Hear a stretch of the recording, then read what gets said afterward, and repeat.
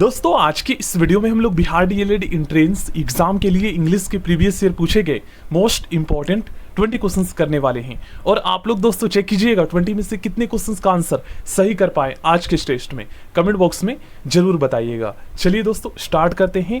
ये जो क्वेश्चन है आपका 7 जून 2023 को पिछले साल पूछा गया था। देखिएगा फर्स्ट क्वेश्चन में क्या पूछा गया है, choose the correct phrase from the given option and make a conditional sentence. Conditional sentence से ये क्वेश्चन पूछा गया है, तो जिन्हें कंडीशनल सेंटेंस का रूल पता है वही कर पाएंगे। ज्यादातर स्टूडेंट इसका आंसर गलत ही लगा के आएंगे। तो रूल क्या है ये पहले हम समझ लेते हैं। देखिए क्वेश्चन नंबर 1 दोस्तों रूल नंबर 3 पर आधारित है। आपके एग्जाम में पिछले साल ज्यादातर जो क्वेश्चंस पूछे गए थे ना कंडीशनल सेंटेंसेस से, वे इन्हीं तीनों स्ट्रक्चर पर आधारित थे। पहला हमारा जो स्ट्रक्चर 1 जो होता है ये प्रेजेंट इंडेफिनिट और सिंपल फ्यूचर के सेंटेंस की कॉम्बिनेशन पर आधारित होता है। दूसरा हमारा जो स्ट्रक्चर होता है, रूल होता है, ये सिंपल पास्ट और सिंपल कह सकते हो मतलब फ्यूचर पास्ट की कॉम्बिनेशन पर आधारित होता है। और थर्ड जो हमारा होता है ये पास्ट परफेक्ट और फ्यूचर परफेक्ट के आधारित पर होता है।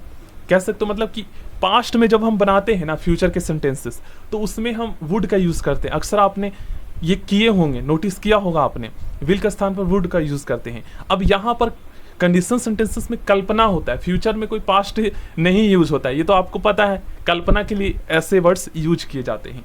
अगर हमारा सबऑर्डिनेट क्लॉज प्रेजेंट इंडेफिनिट में है तो उसके साथ जो कनेक्ट सेंटेंस होगा वो सिंपल फ्यूचर में होगा।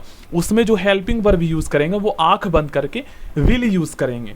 अब दूसरा स्ट्रक्चर हमारा क्या कहता है कि अगर हमारा सबऑर्डिनेट क्लॉज सिंपल पास्ट में है या पास्ट इंडेफिनिट में है तो उसके साथ जो प्रिंसिपल क्लॉज कनेक्ट होगा उसमें आंख बंद करके हम विल का पास्ट वुड यूज कर लेंगे। ठीक है ना, ये दूसरा है। तीसरा रूल हमारा क्या कहता है कि अगर हमारा सबऑर्डिनेट क्लॉज पास्ट परफेक्ट में है मतलब उसमें हैड और वर्ब के थर्ड फॉर्म यूज कर लिया गया है तो उसके साथ जो कनेक्ट होगा ना हमारा प्रिंसिपल क्लॉज उसमें हम विल का पास्ट तो वुड यूज करेंगे ही, उसके बाद हमें हैव भी लगाना होगा। और हैव के बाद आपको पता ही अगर मेन वर्ब आता है तो हमेशा वर्ब की थर्ड फॉर्म में होगा वो। यही है ये स्ट्रक्चर और इसे आप कर लेते हो तो 2 नंबर आपके पक्के हैं। अब आप लोग दोस्तों इजीली बता सकते हैं कि क्वेश्चन नंबर 1 का सही आंसर क्या होगा, क्योंकि आपको रूल पता चल गया। ऐसे स्टूडेंट जिनको रूल नहीं पता है वो नहीं बता पाएंगे। देख लीजिए, if I had seen past perfect में हमारा सबऑर्डिनेट क्लॉज तो आंख बंद करके हम यहाँ पर वुड और हैव लगाएंगे और उसके बाद वर्ब की थर्ड फॉर्म ही यूज होगा, टोल्ड।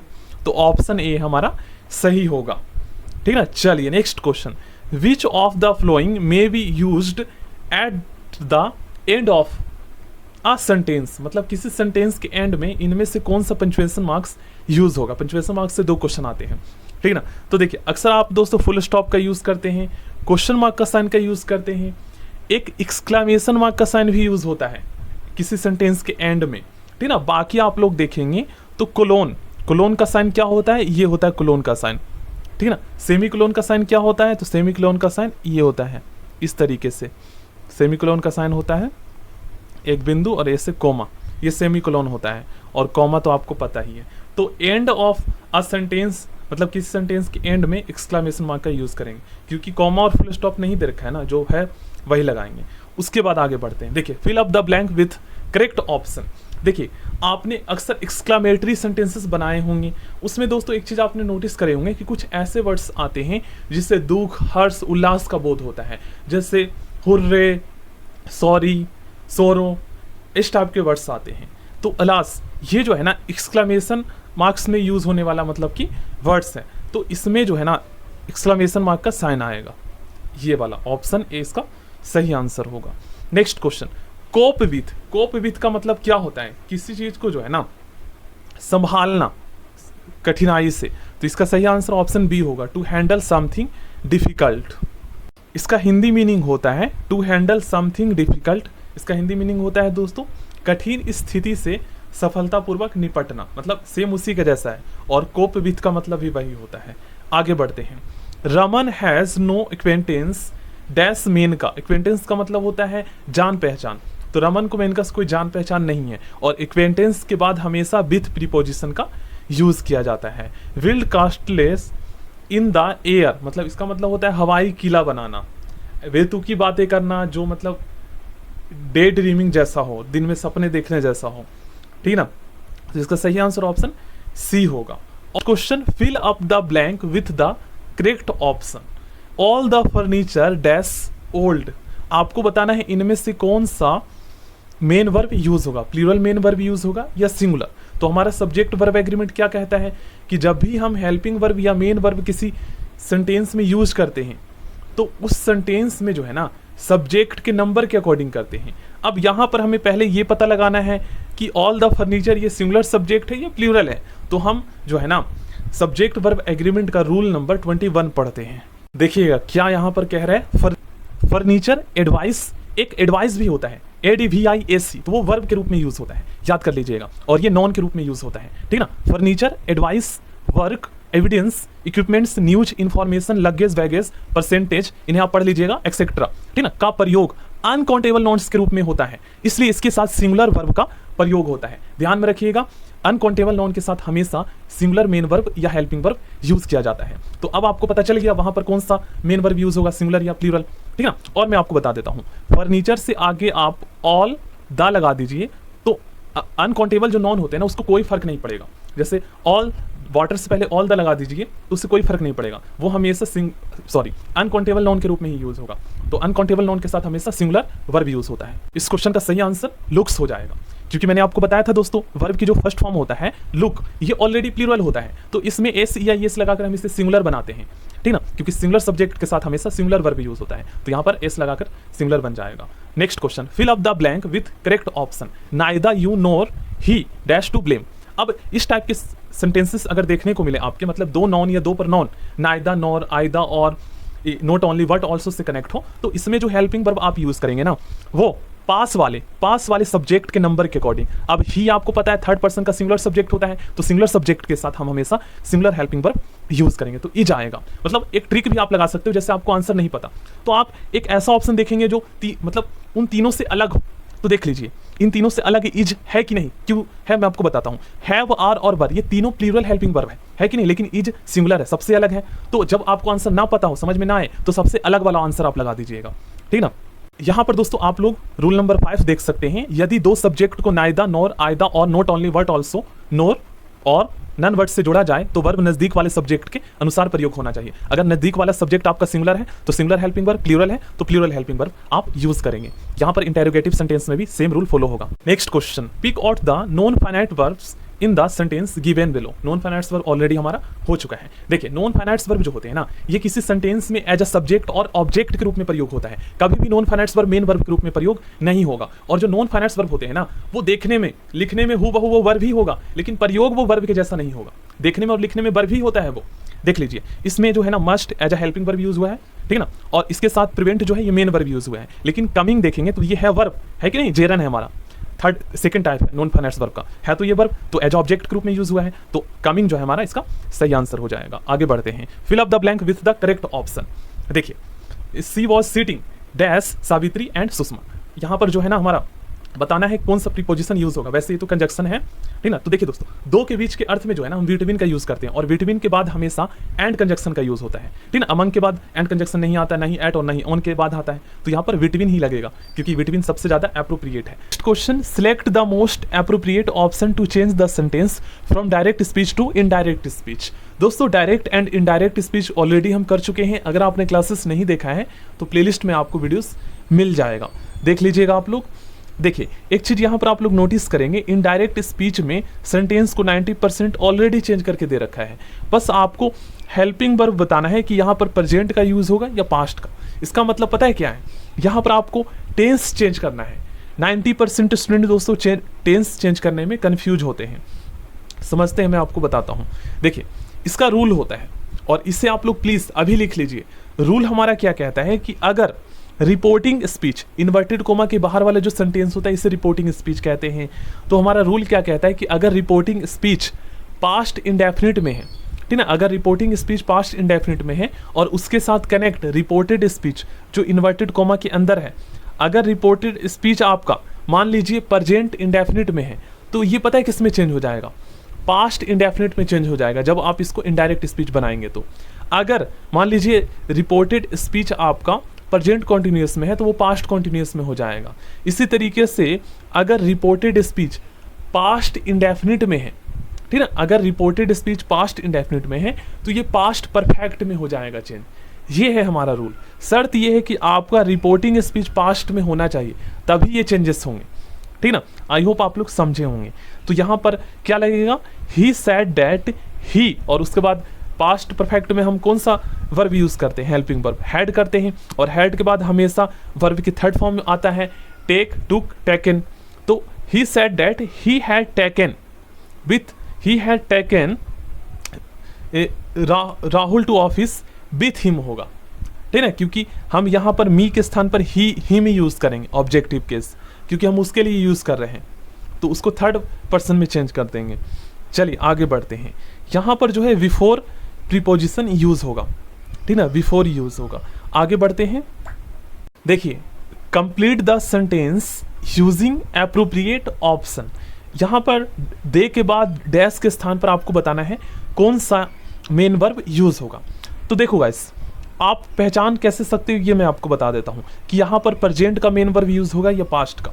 देखिए, इस सेंटेंस को आप पढ़िए, इसमें आप नोटिस करेंगे कि ड्राइव, ड्रॉप, यहाँ पर पास्ट का वर्ब यूज किया गया है, ठीक ना। एंड कंजक्शन से जो कनेक्ट है यहाँ पर हमारा वर्ब, ये पास्ट में है। तो इसका मतलब ये है कि ये जो हमारा सेंटेंस है ना, ये पास्ट में है, तो यहाँ पर हम पास्ट का ही कोई मेन वर्ब यूज करेंगे। अब कौन सा करेंगे, तो यहाँ पर ऑप्शन डी यूज होगा, ठीक ना, ए, बी और सी यूज नहीं होगा।